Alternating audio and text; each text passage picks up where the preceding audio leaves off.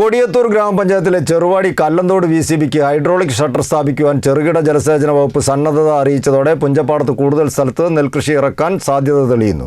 പ്രദേശത്തെ പ്രധാന തോടായ കല്ലന്തോടിൽ കൂട്ടക്കടവിലെ VCBയുടെ manual shutter hydraulic ഷട്ടറാക്കി മാറ്റുന്നതിന് ചെറുകിട ജലസേചന വകുപ്പ് ഉദ്യോഗസ്ഥർ സ്ഥലപരിശോധന നടത്തി എസ്റ്റിമേറ്റ് തയ്യാറാക്കി.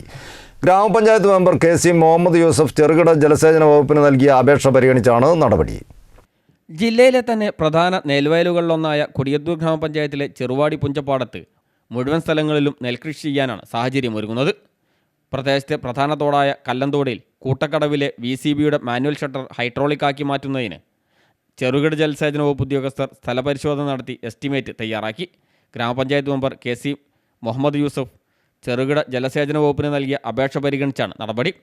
2021 ചാലിയാറിൽ മേജർ ഇറിഗേഷൻ വകുപ്പ് പണിത കവണക്കല്ല് റെഗുലേറ്റർ കം ബ്രിഡ്ജ് യാഥാർത്ഥ്യമായതോടെ പുഴയിലെ ജലവിധാനം കല്ലന്തോടിലെ ജലവിധാനത്തേക്കാൾ ഉയർന്നു നിൽക്കുകയും ചെറുവാടി പുഞ്ചപ്പാടത്ത് ഏക്കർ കണക്കിന് സ്ഥലം വെള്ളക്കെട്ട് കാരണം കൃഷിയോഗ്യമല്ലാതായി മാറുകയും ചെയ്തതോടെയാണ് കല്ലന്തോടിലെ കൂട്ടക്കടവിൽ VCB പണിതതും പമ്പ് സെറ്റ് ഉപയോഗിച്ച് ജലക്രമീകരണം നടത്തുകയും ചെയ്യാൻ തുടങ്ങിയത്.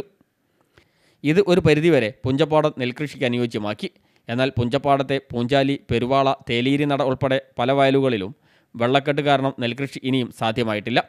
ചെറുവാടി നടക്കൽ പാലത്തിന് തൊട്ടുമുകളിൽ കണ്ണഞ്ചാലിൽ കൂട്ടക്കടവിൽ സജ്ജീകരിച്ച പോലെ VCBയും ജലവിധാനം ക്രമീകരിക്കാനുള്ള പമ്പ് സെറ്റും സ്ഥാപിച്ചാൽ പുഞ്ചപ്പാടത്തെ വെള്ളക്കെട്ടിന് ശാശ്വത പരിഹാരമാവും. ഇതോടെ 300 ഏക്കറിലധികം വരുന്ന പുഞ്ചപ്പാടം പൂർണ്ണമായി നെൽക്കതിർ വിളയിക്കുവാൻ സാധിക്കുമെന്നാണ് പഞ്ചായത്ത് ഭരണസമിതിയുടെ പ്രതീക്ഷ. അടുത്ത 2 വർഷത്തിനകം പദ്ധതി പൂർത്തിയാക്കുവാൻ ആവശ്യമായ പ്രവർത്തനങ്ങളുമായി മുന്നോട്ട് പോകുമെന്ന് പഞ്ചായത്ത് അധികൃതർ പറഞ്ഞു. കല്ലന്തോട് സന്ദർശനത്തിന് ചെറുകിട ജലസേചന വകുപ്പ് എഞ്ചിനീയർമാരായ വിപിൻ, നാഫില, ഗ്രാമപഞ്ചായത്ത് പ്രസിഡന്റ് T കവിത, വൈസ് പ്രസിഡന്റ് സുജാ ടോം, സ്ഥിരം സമിതി അധ്യക്ഷ കസ്ന ഹമീദ്, ഗ്രാമപഞ്ചായത്ത് അംഗം CT മുഹമ്മദ് യൂസഫ്, പഞ്ചായത്ത് ജീവനക്കാരൻ സൽമാൻ പോയിലിൽ എന്നിവർ നേതൃത്വം നൽകി. CTV പ്രാദേശിക വാർത്ത, മുക്കം.